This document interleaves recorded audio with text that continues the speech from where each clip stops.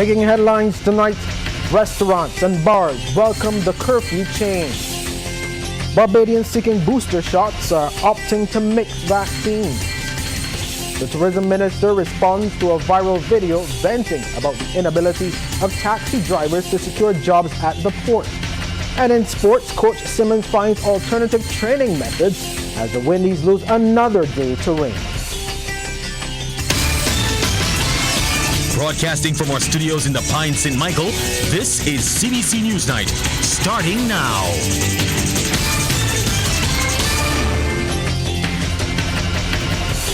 A very good evening to you. Welcome to CBC NewsNight. I'm Ryan Broom in our top story. From tonight, Barbadians will have up until midnight to be out and about as the new time for the national curfew has been pushed back to 12 a.m. Now, the move will impact restaurants and bars across the island as they can now have longer opening hours. We get more from our Shane Jones. When Prime Minister Mia Amor-Motley announced the new curfew time over the weekend, many took to social media expressing their approval. We went on the road today and we met Fox. He had a similar opinion. Yeah, so 3 hours is a dream come true. Because normally sometimes when I go to work, I don't get until late on evenings. So I don't got enough time to go in the supermarket or to shop to get things for make breakfast and what's not. So yeah, so 3 hours, I appreciate it, so 3 hours. And of course, the bars are also happy about the move. That record very good for business because fellas that usually would like to stay out and spend a longer time. They'll be able to stay out no longer and get what they really want, yeah. Many small businesses stand to benefit, like the Tate Hill Mini Mart, owned by Patricia Patsy Burrows.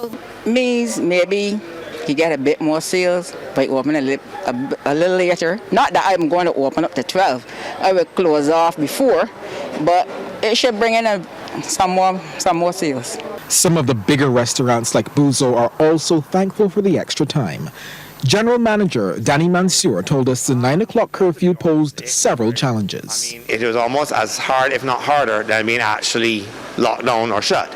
Being that you had to open up still with the expectation of possibly getting business or trying to go after business. So it took us a lot of time to either pivot, try and focus on other areas, how we can get more locals back in. Because remember, at that point, the airport was still being an issue. So now we were always focused, and it has always been Buzo's focus, the local clientele. And we have to be grateful for them that have maintained us to have head above water. He believes the new curfew time will positively impact the service industry. Also being that it's a 4-week aspect that we do know in advance, we have a better idea of how to plan. So you have more consistency in terms of ability to plan for certain things instead of unknown certainty of every 2 weeks. Now with 4 weeks as our giveaway, as our information, we are able to plan better to see what we can do for either new menu, new things for Christmas lunches, things like that along those lines. The midnight curfew will be in place for 4 weeks. Shane Jones, CBC News. Thanks, Shane. Well, in COVID news now, a total of 223 people, 101 males and 122 females, were identified as COVID-19 positive yesterday by the Best dos Santos Public Health Laboratory. Now, a total of 1,229 tests were conducted. The new positives comprised 42 people who were under the age of 18 and 181 who were 18 years and older. There were 927 people in isolation facilities and 7,419 in home isolation. One person, a 64-year-old man, succumbed to the virus on Sunday while at the Harrison's Point isolation facility. He was unvaccinated. Now, as at November 14th, 194 people have lost their lives to COVID-19. Well, some Barbadians are opting to mix and match COVID-19 vaccine doses for stronger protection as the national COVID-19 vaccination campaign rolls out booster shots.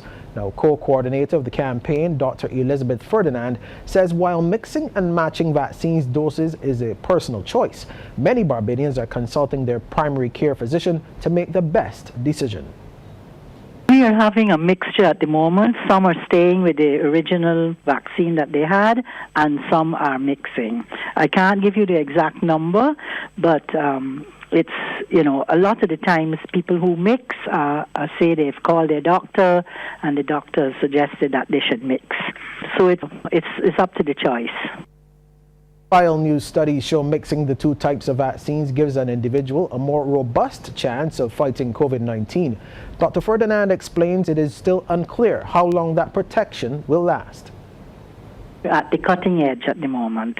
So there have been 2 small studies done which has indicated that if you mix the vaccines, and this was when I say mixing, you're mixing AstraZeneca with a Pfizer booster, that the response initially was a little higher than if you had only done the same vaccine that you had, which was the Astra. But we don't know how long that response will last. It's not been tried before. This is a new venture. A COVID-19 vaccine is not currently a requirement for students to return to face-to-face classes for Term 2. This assurance from Chief Education Officer Dr. Ramona Archer-Bradshaw as she fielded questions from parents on CBC TV 8's Face It and Fix It. We are not saying that at this time, although we may move in that direction. It's very likely that we move in that direction where the COVID-19 vaccine will be added to the list of vaccines that students would have to take before they start school. But at this time, no, we are not saying that children have to be vaccinated. Now, yesterday, Dr. Archer Bradshaw revealed officials are exploring a number of possibilities for when school resumes on January 10th, including a return to the classroom. However, advice from health officials as well as the availability of school plants, some of which are being used as isolation facilities, are all factors to be considered. Now, Dr. Archer Bradshaw did, however, disclose that just over 10,000 of the 21,000 eligible students have been vaccinated. And as for members of staff at schools, just over 50% at the primary level have been vaccinated, but officials are still trying to ascertain what that figure is at the secondary level. The Chief Education Officer also spoke about the protocols that would be in place, including mask wearing and the installation of sanitization stations in all classrooms. I understand that there is a virologist from PAHO who will advise the Ministry of Health and Wellness officials, and of course we'll be guided by them as well. But there's a possibility of testing in the schools, temperature checks. We're going to ensure that we have monitors and safety officers and all of the personnel required to ensure that schools are safe. In other news, Tourism Minister Senator Lisa Cummins says meetings will be held later this week to find a resolution to the situation at the Bridgetown port. Now, her comments come in response to a viral social media video with a female taxi driver venting about the inability to secure jobs at the port. Now, when CBC team visited the port today, the usual hustle by the front gate was absent. A few tour buses and taxis were observed leaving and entering the port with passengers. Now, apart from the pending talks, Senator Cummins says ministry teams and the port's officials have been working to get a business model, such as the Bridgetown Alive tours on cruise ships. For us to make the tourism industry, specifically the cruise tourism industry, make sense to locals and to the local economy, we have to find a way to get past this hurdle in partnership with the cruise lines. And we will be meeting with them during the course of this week and perhaps also using the mechanisms of the Caribbean Tourism Organization and the other Caribbean partners in the tourism sector across the region, coming to a collective solution on a problem that is not Barbados specific. Now, noting the divide between large tour companies and taxi drivers has been around for a while, the tourism minister is confident the taxis can get a share of that business. We have a very high level of vaccinations among taxi operators, and they are certainly no less safe than a tour bus operation. And I believe that they have the capability in the same way that throughout the course of the COVID-19 pandemic, and they were authorized transportation service providers from the airport, and they were taking persons from the airport directly to their hotels, and that we were able to entrust that responsibility to them. That equally so, that the concerns of the ship, which are driven by public health, are equally capable of being met by these same taxi operators. It is something that we have met with the ship agents and with the cruise lines themselves on multiple occasions over an extended period of time as we prepare to restart the season. It is a source of concern for all of the agencies that are involved in the resumption of cruise. Welcome back. With a body of a 43-year-old man was discovered in a prisoner's cell at the Whole Town Police Station over the weekend. Now, the man has been identified as Colin MacDonald Green of Chalky Mount, St. Andrew. Police say Green was discovered about midnight on November 13th by on-duty officers who were making their routine checks. Now, he first came into police custody on November 2nd and had tested positive for COVID-19 after being assessed by the Ministry of Health's COVID-19 unit. He was treated at an isolation center and later released into police custody and transported to the Whole Town station on November 13th. On the officer's initial discovery, checks for a sign of life were made and none was found. A medical doctor was immediately summoned, and after his examination, Green was pronounced dead. The immediate family of Green was informed and visited the Whole Town police station where they identified his body. Well, two St. Philip men jointly charged with last month's burglary of Emerald City Supermarket have suffered different fates. Now, police say 40-year-old Rommel Sobers of Eastbourne and 33-year-old Dario Jones of Lynches both appeared before acting magistrate Kim Butcher in the District B Magistrates Court today for burglarizing the St. Philip Supermarket. Now, the offense is said to have occurred between October 19th and 20th. Sobers was remanded to Dodds Prison until December 13th. Police say Jones, however, was granted bail in the sum of $10,000 with one surety. He was placed on a 9 p.m. to 5 a.m. curfew, and he has to report to the District C police station on Wednesday by 9 a.m. Police say Sobers appeared in court separately charged for the offense of burglary at courts between August 24th and 25th last year.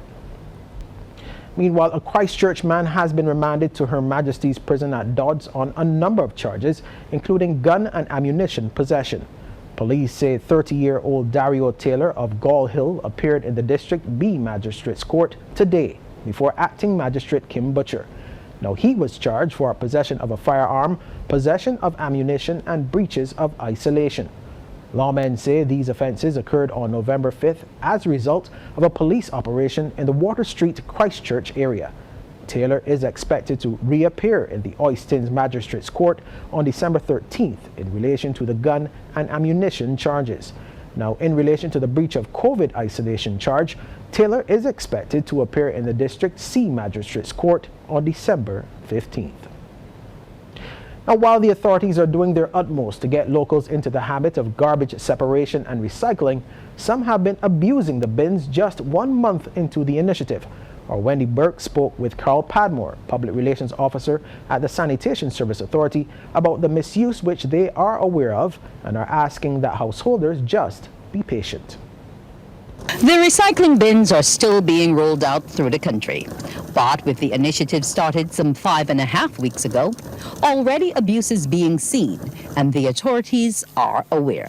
Carl Padmore of the Sanitation Service Authority says the bins are a gift from the government as we all work toward cleaner, greener. But some of the stories about the uses being made are unbelievable. There's some parts of Barbados we went to and persons have water stored in it. And persons had plants in it. And it concerns us because the literature is there. There's also information on the landing page for ProSource. You have the hotlines for sanitation, 2625326, 2625327. But persons are still into that habit of doing as they feel like. Now, this is a gift from the government, and we would urge you to appreciate it. So for the meantime, persons are still using the old bin. We are still going to be removing the waste from those as well for a short while, because there will come a time where we're phasing those out. The recycling component with the blue bins has not yet started, but there's also abuse of those. We have pictures of persons using them to sell drinks from, to put clothes in, to hang on the line. Now, the thing is, we want you to get into the habit of recycling. We know it's a bit cumbersome for some of you, and even if you keep it in the corner of your house, please do not damage the bin, because the recycling program will start shortly. And we would urge you to make proper use of it in terms of safety. Mr. Padmore is asking that they be stored safely until all parishes get the bins and the recycling component of the program is rolled out. Wendy Burke, CBC News. Thanks, Wendy. Well, rats and mosquitoes stemming from an overgrown lot in James Drack Street in St. George will soon be a thing of the past for residents. It comes as they are getting help through government's Clean and Green initiative. We hear more from our Rianne Phillips. For some time now, this parcel of land has been a sore point for residents in St. George South. And when it falls still, we have challenges with water, stagnant water, and we know when we get stagnant water, what happens? We get mosquitoes breathing and other insects that can impact family life and quality of life.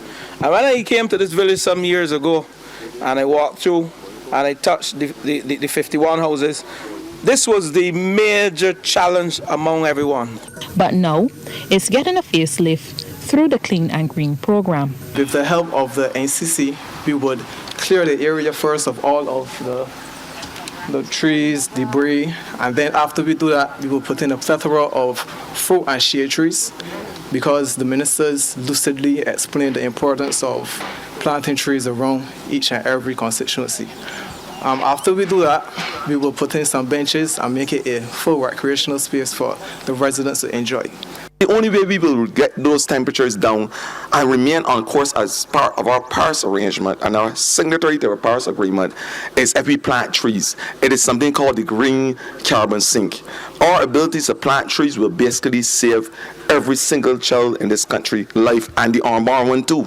And residents are happy to get relief. It has always been a dream of mine from the time I moved into this development about 10, 12 years ago. And every time I stood in my kitchen window and I looked down, all I envisioned was greenery, trees, park, children running around. I am looking forward to seeing this park beautified and maintained. Even if it cannot be maintained by team from NCC, the residents, I will be instrumental in making sure that the residents maintain the area. As the work continues, residents have been asked to pitch in to help water the plants and to maintain the area. Rianne Phillips, CBC News. Thanks, Rianne. Well, NIFCA Online goes live tonight. And while the COVID-19 pandemic has yet again hindered the staging of a physical NIFCA season, the National Cultural Foundation has created an innovative way to host a cultural showpiece virtually. Now, the NCF's corporate communications specialist, Tony Yard, says the foundation is excited to launch the online channel tonight for Barbadians to view from the comfort of their homes. 7:45 p.m. You can join us for the pre-show. The new content actually starts from 8 p.m. We have an exciting package planned for you. Our first content is Reminisce, a program which looks back at past NIFCA winners and detailed interview with them talking about how they conceptualized their pieces and how NIFCA would have helped in their journey. Now, the programming can be accessed on www.nifcaonline.com, and Ms. Yard explains the virtual calendar is packed right down to November 28th.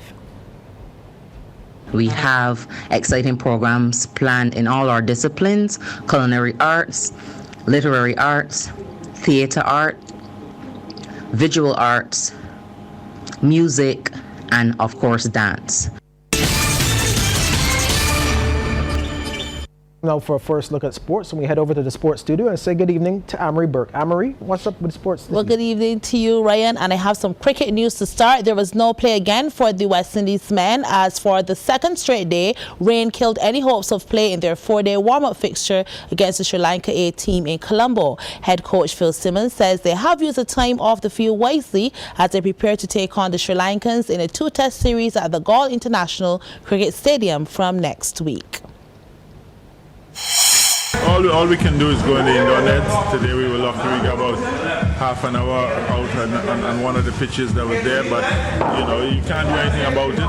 You've got to use the indoor facilities, and the guys have been using it very well. And how accommodative have Sri Lanka cricket and the ground been during this time? They've been brilliant. It's ever since the first day we came out of quarantine and we have started to practice, they've been brilliant. They try to make sure we get everything we need, and the only thing they can't do is stop the rain, but other than that, they've been brilliant.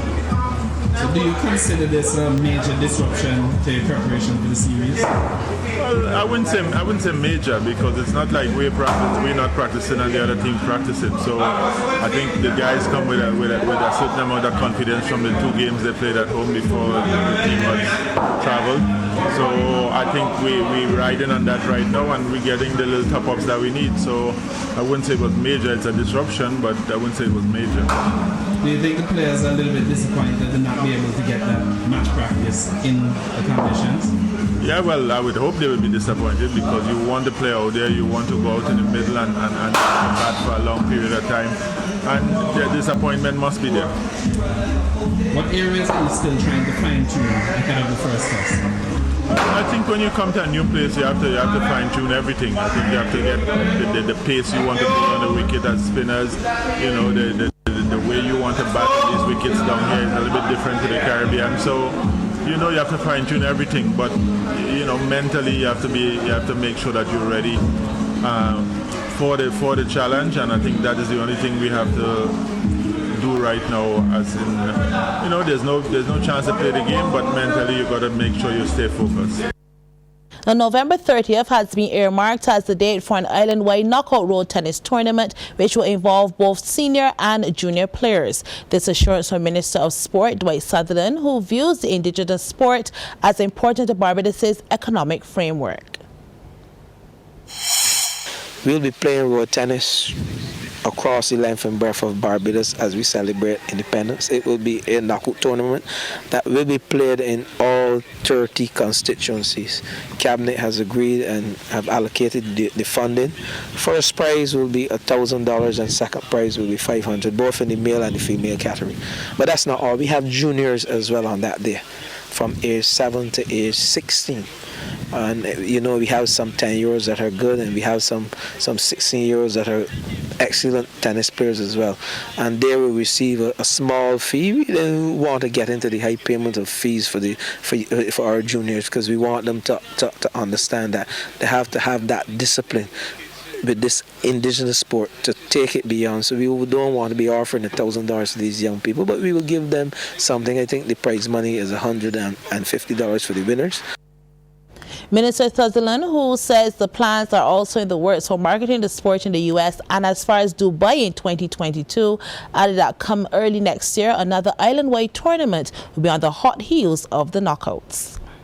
Come January the 2nd of January to March the 27th, we're going to have an island-wide road tennis tournament, also played in constituencies all across the length and breadth. But the prize money goes up for both men and women.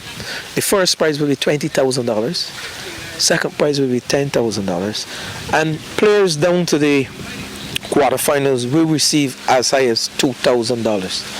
So we have allocated funding, because we believe, you know, if we really want to commercialize and internationalize the sport and make it part of the economic framework of this country, we cannot just allow people just to play for recreational purposes. So the world must see how Barbados is treating road tennis. The Business Report is brought to you by Sky Mall, serving you to make your shopping experience pleasurable. Topping business, the Bridgetown Port is taking the necessary steps to become more efficient, and will make another major move in that direction in the coming weeks when the Facilitation of Maritime Traffic Bill is debated in Parliament. Now, this from Maritime Affairs and the Blue Economy Minister, Kirk Humphrey. He says over the last 2 years, the port has improved the processes relating to clearing cargo, including becoming more technologically savvy, all in an effort to move things along faster. And when we pass that bill into law and it becomes an act, it will allow us to, again, become more efficient, whereby ships coming in to our port, instead of having to enter the documents a number of times, will only have to enter it once. And it will be sent to JRCC, it will be sent to customs, it will be sent to immigration, the port will get their information. Currently, the ships have to do the same information over and over and over. They don't like it. It's very inefficient, and when that is passed, then that will increase the efficiency again, efficiency gains. The minister was speaking at a ceremony for Maritime Day Awards, where 2 Samuel Chapman Prescott Institute of Technology students were rewarded. Isaiah Cozier was named the most outstanding student in maritime operations, while John Bernard Yearwood completed a diploma in marine diesel engineering. The Barbados Port Incorporated was also recognized for the humanitarian efforts in the repatriation of thousands of crew members and passengers from cruise ships and the consistent provision of port services to Barbadians during the early stages of the COVID pandemic. Well, the covers are off and new rum punches are now on the local market. Speaking at the Barbados Trust Fund Limited's Wines and Spirits pop-up at ShopSmart at the weekend, manager of Island Links Lindsay Babs told the Business Report the pandemic had an impact on the initiative, but things are encouraging as the holiday season approaches. I started with the old-time mix, which is the traditional rum punch, the traditional way. However, there's a little science that goes into the rum punch. The second one was the coconut. That took the longest because, as you know, everyone coconut goes off pretty quickly. And the last one, I just pushed the boundaries with the blue. So in my research, I found out there was no particular way to make a rum punch, and neither was a particular color. So I came up with the first ever blue rum punch. And Deputy Director of the Barbados Trust Fund Limited, Kirk Doughton, says they were moving the pop-up events to the next level, and a number of new companies are already on board. Wine is spirit, into the Republic to celebrate the Republic, the whole idea of going Republic, and then at Christmas time, is the festive season where persons normally like the spirits. And this is the opportunity to give all local entrepreneurs an opportunity to really push the product.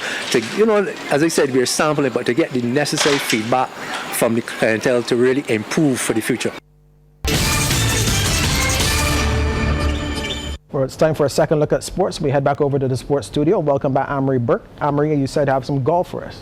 Yes, and I'll start with that. November 26th to 28th are the dates for the 2021 Barbados Open Golf Tournament. President of the Barbados Golf Association, Trevor Tasker, says they are delighted to stage the championship despite this year having many challenges posed by the COVID-19 pandemic. The Barbados Open will follow a 54-hole stroke play format, and Tasker says the good news is that more people are playing golf despite the current global health situation. Across the globe, there's been an increase in the number of rounds played by golfers. This is due largely to the protocols that were put in place, and Barbados is no exception, with more golfers walking and getting into sunshine. Barbados Open will see several of our golfers participating, national golfers. Additionally, we see a number of players from Trinidad, and we've got interest from Canada and the UK. This year, there will be 7 flights the players choose from. The championship flight, the first and second flights, seniors, the super seniors, and the ladies have 2 flights, which are the championship and the first flight. The defending champions is Hustler and Lisa Munt Blakely, who would have won the championship for the women. Inspired Adventure, ridden by jockey Enrico Prescott, rode with the 55th anniversary of Independence Handicap, which was a featured race of the Independence Celebration Race Day over the weekend at the Garrison Savannah. Racing, what you think, just blew the start completely, reared up, and the rider does now have to try to make up about 7 or 8 lengths. As they come with a mile to go, it is Refire and Voldemort who dispute the lead. Then comes the Adam Dean pair of Good Vibration and 17 million US. Good Vibration has the red shadow roll on. Inspired Adventure is next. Then there's Stealing on the inside in the checked colors. And the one in the blue silks has caught the field with the white sideburns and a blue mustache is What you think as they head off to the 5-furlong marker. And it is Refire alone in front by about 4 from Voldemort. Then on the inside of him is Good Vibration third. Then there is 17 million US Inspired Adventure Stealing and What You Think is the back marker. After opening quarter of 25 and 1, half and 50 and 4, they round the far turn, head up the hill towards the 3-furlong marker. And it is Refire in front by about 4 from Good Vibration, then Inspired Adventure. Voldemort has called it a day. Good, 17 million US is hard ridden. So too is Stealing, and What You Think still has all to pass and less than a quarter mile to do so. 6 and 1, 15 and 2. and they're turning for home now, and inspired adventurers come storming through to pick it up. On the inside is good vibration. It's inspired adventure and good vibration. Ceiling trying to close. Inspired adventure under left-hand drive. Good vibration. Couldn't answer him when it mattered most. Inspired adventure is going to report home by a cheeky 2 lengths over good vibration. Ceiling was third. And that's news, but remember that you can continue following TV8 and get more news on our social media platforms, Instagram at CBC News Barbados and Facebook at cbcnews.bb. That's news. I'm Ryan Broom. Have a good night. Thanks for visiting us. To get more stories like this one, like and subscribe to our YouTube channel.